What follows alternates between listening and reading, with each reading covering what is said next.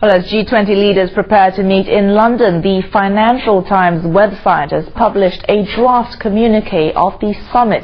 The draft says leaders hope to lift the world economy out of recession by the end of 2010. But some analysts remain cautious about that outlook. They are particularly worried about the situation in Eastern Europe. Zhang Yajing has the story.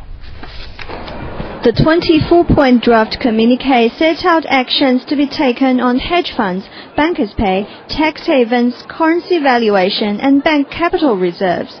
It calls for support for banks, higher spending and more money for the International Monetary Fund.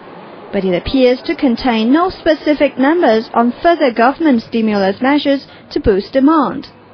Britain has already said that the G20 summit is never about writing national budgets. Instead, it's about international financial structure. The British Finance Minister says the meeting stresses a commitment for countries to act together. But some economists are not so optimistic. They warn that a failure to tackle the spreading financial wars in Eastern Europe could deepen the crisis for the whole continent.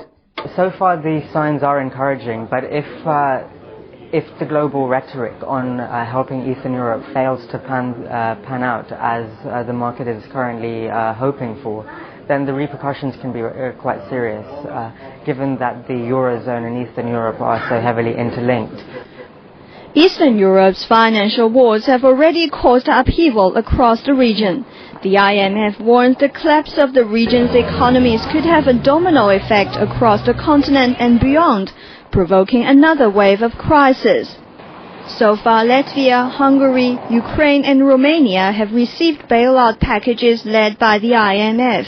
Experts are calling for more measures to support the region's struggling economies and are urging G20 leaders to take action when they meet in London.